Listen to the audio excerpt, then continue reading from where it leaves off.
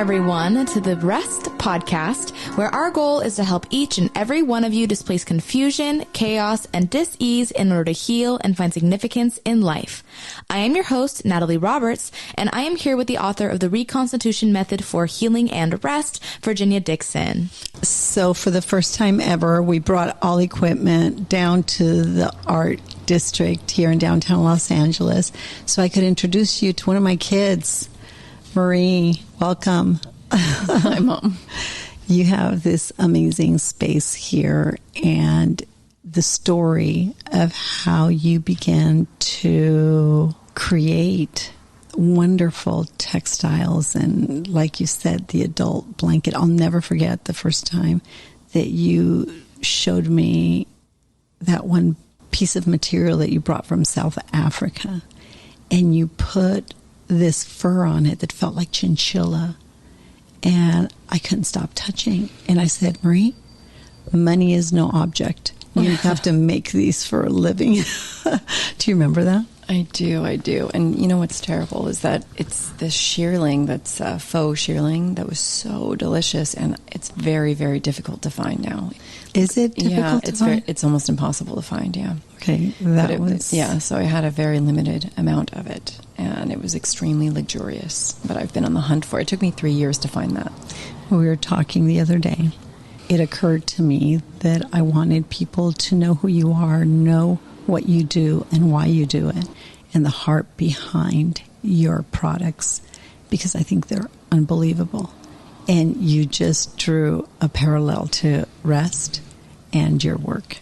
Talk about it for a minute. I know, and I can't believe that this is the first time that Never occurred to me. We've crossed this bridge, maybe, that everything that you do is about the ethos and the philosophy behind R.E.S.T. And everything that I do is about making things for the places that we rest. And that your body rests in and on. I really do create livable objects. I mean, that really is, it's always been my purpose, that they look beautiful, but they're very sturdy. They kind of do life with you, you know? Well, a home is important. It's where we're most exposed. I feel like the home is it is our foundation. It's our independent foundation for everything that we do outside of these walls. It's how we show up to the world. And I'm sure you could probably speak to sleep much more articulately than I can. But the place that you go to sleep in and the place that you wake up in sets a precedence for how we begin and end our days. And so the things that I make and what I do isn't just about making a room look pretty. It's really about form and function. And I really do create items that are meant for your body to rest on. And so much of your heart and soul is woven into the care, attention, detail, both to the construction and to the design of everything, that it's palpable. Thank you. I do pay a lot of attention to those things. It is. I just wanted everybody to know who you were, and that out of the ashes from corporate America, and it's a story that many, many, many people share, came a beautiful thing. You found an expression of a hunger and a gift, a hunger for comfort and peace and tranquility and creativity, and an expression of beauty. And so from what could have been a disaster in your life, really, you turned it into something beautiful and built this great company. Well, I think you really taught me. I have all these anecdotes, but you taught me so much as a young woman, a young girl growing into a woman, about how important keeping your home nice and keeping yourself together was. And you always had these like very small anecdotes, and you always did these very specific things. So the attention to detail, I think, that I bring into my work and probably into almost everything I do in my life came from a lot of what I absorbed watching you. I think you always took care and time to do little things that always made a really big difference. It's not the big things, is it? No, you can walk into a person's home or their office or whatever it is, and you pick up a tremendous amount of information. And that information creates a feeling, right? It's how you feel about that person, about how they feel about themselves. And how they make you feel. Right. And all of that has a language, and it is a composition of all of the small things. And so I think I do spend a lot of time paying attention to the small details. What would you say to people listening to us who feel like their life emotionally, spiritually, physically. Every aspect of their life is a mess. What's a practical thing you would encourage them to do today? I would say two things. I would say clean your room and set the table.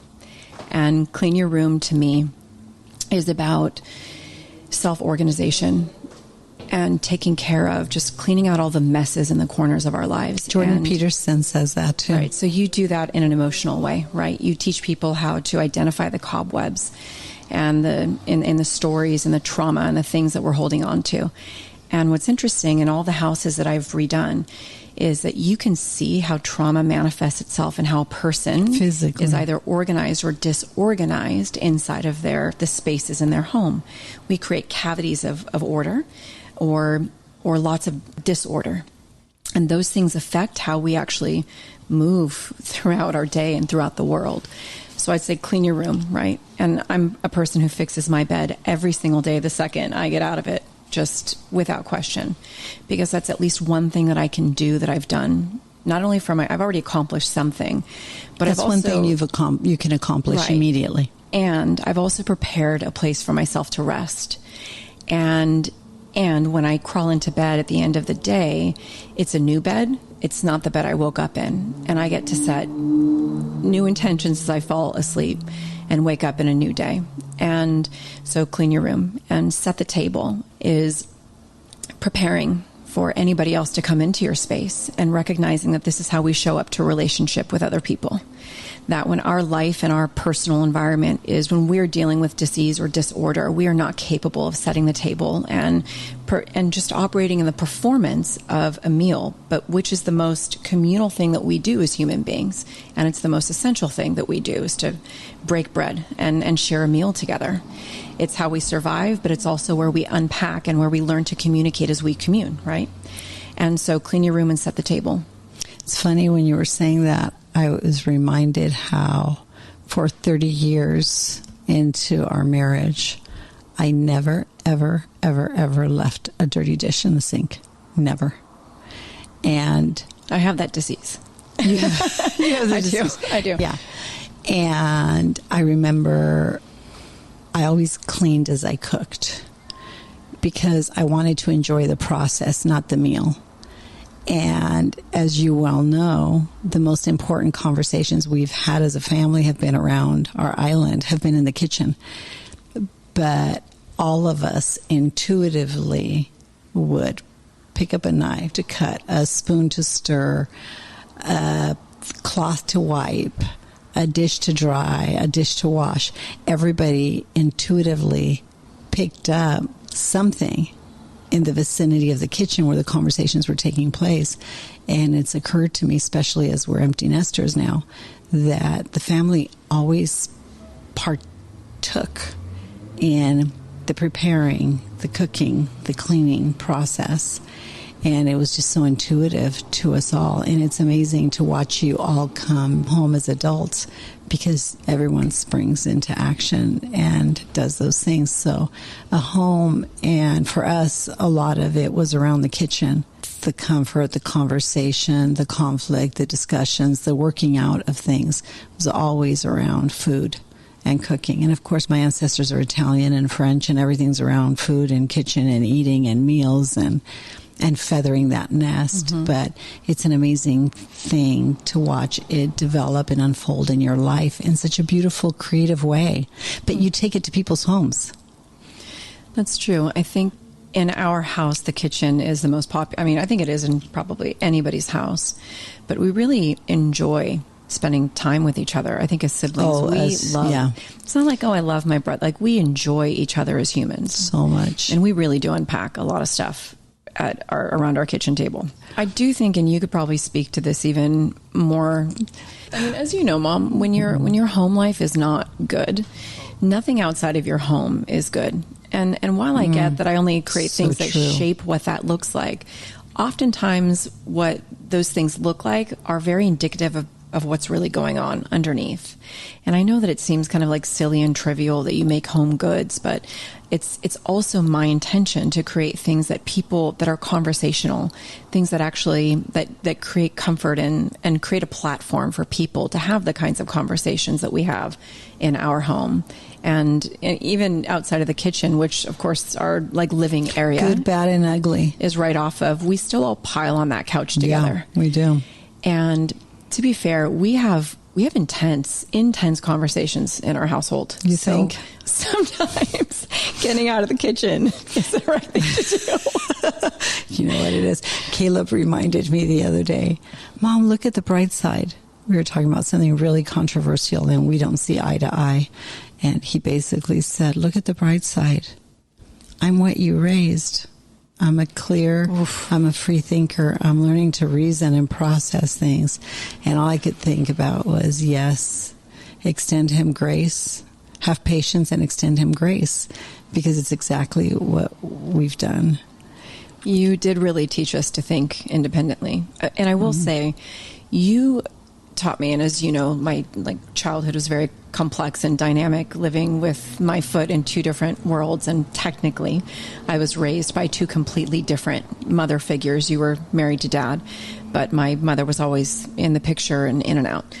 But the way that you operated and the way that you did things really has had an effect on all of us.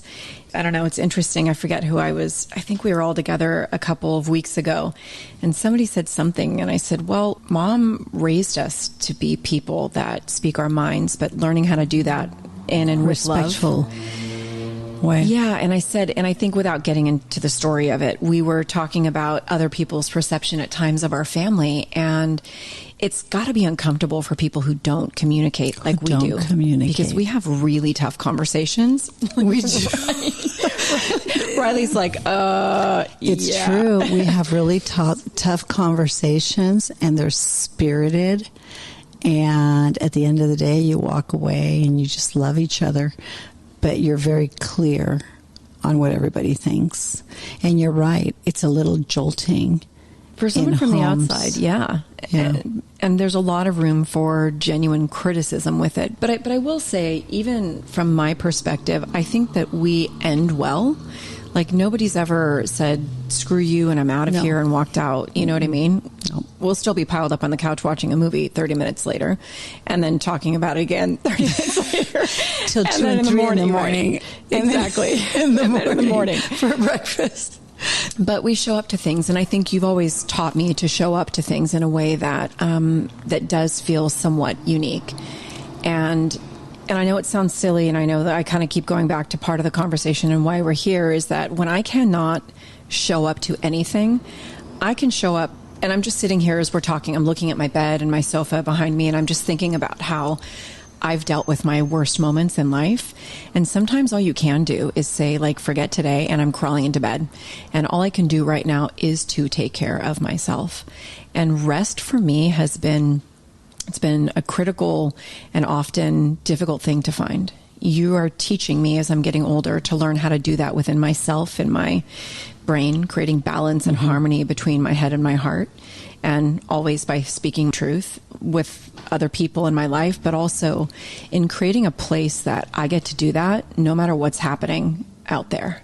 And there's been a lot of crazy stuff happening out there for a long time, but it just seems, it's not going to go away. Right. And it seems like the world is just crushing now. And so for me to be able to have comfort and safety, at least within my four walls, in a place that I enjoy, where I can then unpack my crazy mind and try to figure all that out, is really, really, really important to me. And I can't underestimate the value of that. And we touched on several themes. We began with the confusion, chaos, and disease that happened to you with encountering a lot of tough stuff in the corporate world, the challenge that it became to you personally, and the strength and courage you had to step out and say, I will not live in that anymore.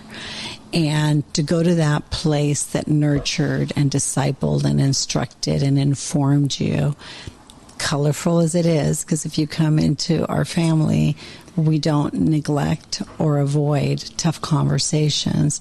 And we also, like you said, everything ends up with sitting on the couch and having conversations till wee hours of the morning.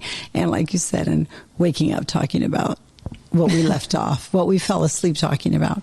But there's this beautiful trust, I think, that does develop in those relationships, in those spaces. There is a measure of comfort that comes with that, good, bad, or ugly, whatever makes up what it is we're facing, individually or together.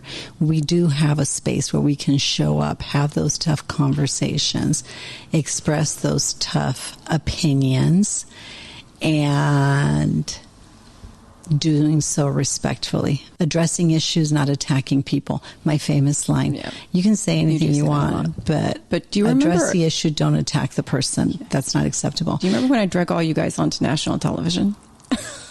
I try to block it out, actually. And through all of this, do you want to know what the takeaway? Speaking of home, we brought camera crews into our house. People for 18 hours. Okay. Marie was on The Bachelor.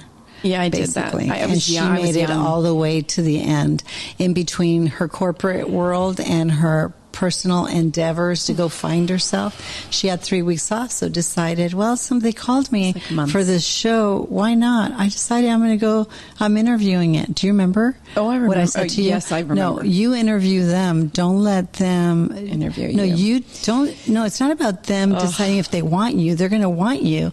The question is, do you want them? Mom, my cerebral lobe had just newly developed. I was barely 26. My frontal lobe was very soft at that time. Gosh. And to very your point, soft. Yes. Look, I really battled with it, but I did decide to go. The Bachelor.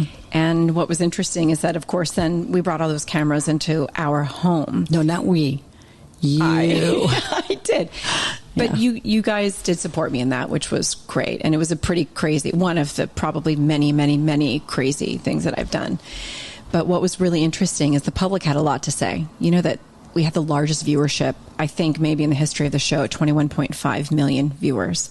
And there was a lot that went along with that. I mean, I was on the cover of People magazine, Us Weekly. I mean, it was mayhem. And it was overnight. Mayhem. But do you remember when we were in the grocery store after it was over? That was brutal. And that was just brutal.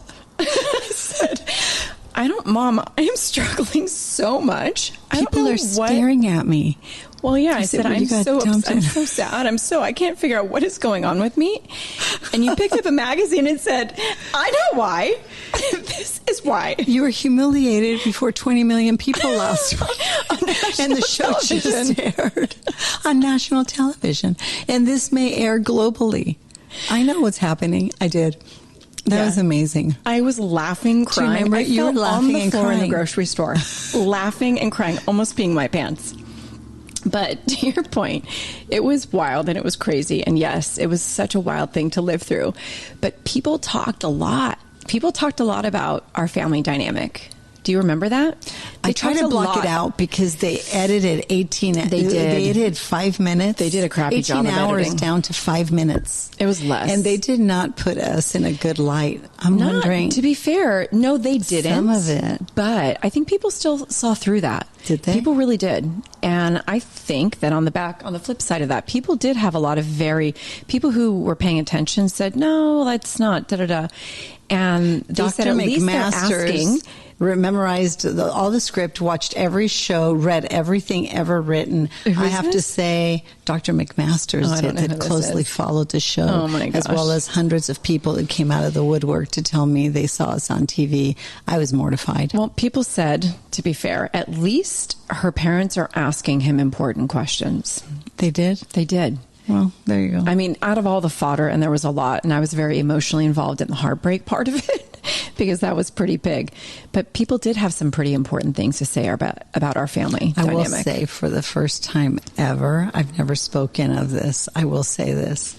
The producers invited us for a private screening. Do you remember that? Oh, my gosh. Because they knew what they were doing. They did. Manipulated the narrative. It was really something in terms of what had transpired in our home. And me, I had a feast for everybody. Remember, I thought it was a big party. Yeah. And it was wonderful. It was television. It was television. Which, to your point, I spent, if you remember, a year or two working in television and kind of trying to figure out if that was what I wanted to do in the middle of my career and all of the other things. So having a sense of safety, like coming back to that and having a sense of what really matters to me shifted. And this is, if you remember, kind of before Instagram and before the social media things were really what they are now. So it was just very invasive. And having, like, just coming kind of full circle back to you guys and back to what and how and why I do what I do, I really had a different experience than most people of what home and safety and what really matters to me looks like in a way at a young age. Well, it shaped so much of what would become an amazing business for you, amazing products, and the impact that even that traumatic experience had on your life and our family. I see the fruit of it inspiring literally hundreds of thousands of people that have your products in their home because you do everything with so much heart. I'm so proud of you. Thanks, Mom. That means everything to me. It really does. Thank you. I mean, as you know, you were just in my warehouse downstairs, and I have just a warehouse filled with good stuff that people can buy online. That's right. And Marie is graciously making products available for our listening audience at a very, very, very, very discounted price. And the proceeds will be directly going to help our first responders. Thank you so much, Marie. All right, everyone. For updates about R.E.S.T and this podcast, please visit our Instagram or Facebook, The Place of R.E.S.T. If you'd like more information about Virginia or to support and join the cause of R.E.S.T, please go to virginiadixon.com/collaborate or call 949-289-5935. Thank you for listening to R.E.S.T with Virginia Dixon. We'll see you next week.